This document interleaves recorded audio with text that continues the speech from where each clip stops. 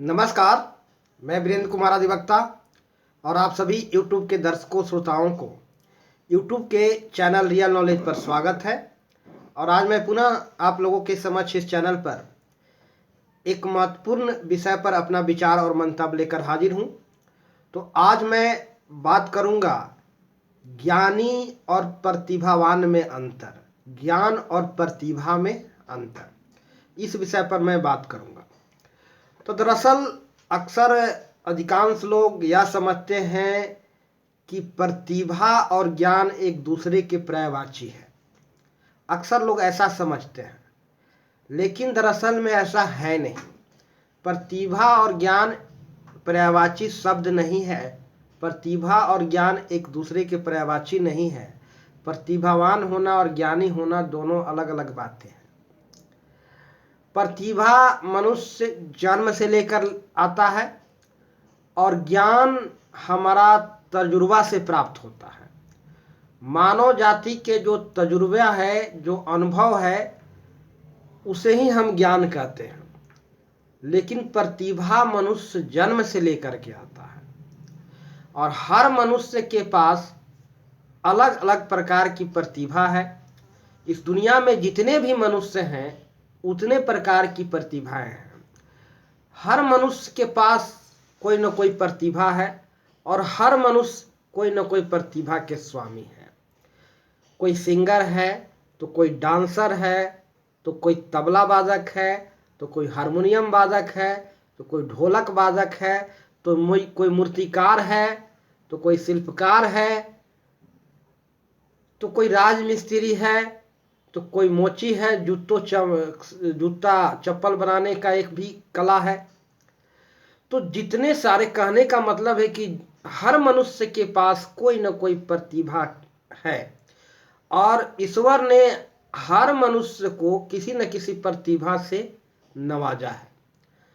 हर मनुष्य की प्रतिभाएं कुछ न कुछ लेवल पर, कुछ न कुछ स्तर पर एक दूसरे से भिन्न है। गायन के क्षेत्र में ही ले लिया जाए, सब गायक एक जैसे नहीं हैं। सबके टोन थोड़ा थोड़ा अंतर है और गायन में भी, क्षेत्र में भी अंतर है। तो हर आदमी की प्रकृति अलग है, तदनुरूप उसके प्रतिभाएं भी अलग अलग है। लेकिन हर आदमी कोई न कोई प्रतिभा का स्वामी है और ज्ञान अनुभव से प्राप्त होता है।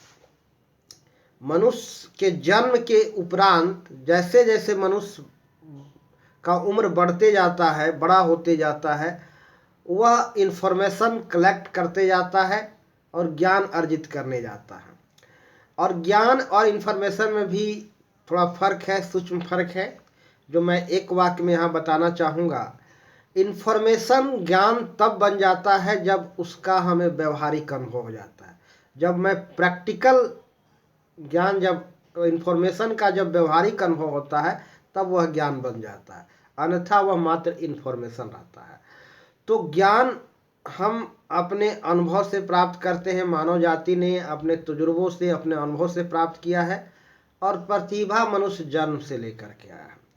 तो कोई जरूरी नहीं है कि जो बहुत ज़्यादा ज्ञानी है वही सिर्फ प्रतिभा का स्वामी है और जिसके पास ज्ञान की कमी है वह प्रतिभावान नहीं है। इसके विपरीत हम यह कह सकते हैं कि कोई जरूरी नहीं है कि जो प्रतिभावान है सिर्फ उसी के पास ज्ञान है। एक 7 साल का बच्चा स्टेज पर सिंगिंग कर सकता है, गाना गा सकता है और लोकप्रियता बटोर सकता है। ऐसे अनेक उदाहरण मिल जाएंगे। एक 7 साल का बच्चा, एक 11 साल का बच्चा सार्वजनिक मंच से बेहिचक भाषण दे सकता है। कोई जरूरी नहीं है कि 7 साल के बच्चे के पास 80 बरस के उम्र वाला व्यक्ति का तजुर्बा हो। हम कह सकते हैं कि 7 साल का बच्चा के पास 80 वर्ष के उम्र वाला व्यक्ति का ज्ञान नहीं है, उसके पास उतना ज्ञान नहीं है। लेकिन एक 80 वर्ष का व्यक्ति वह स्टेज पर चढ़ करके, स्टेज पर आसीन होकर उस 7 साल के उम्र वाला बच्चे के जैसा सिंगिंग नहीं कर सकता है। इसका मतलब ये है कि प्रतिभा अलग है और ज्ञान अलग है। जो अनुभव से अर्जित होता है, ज्ञान हमारा तजुर्बा का परिचायक है, हमारा अनुभव है।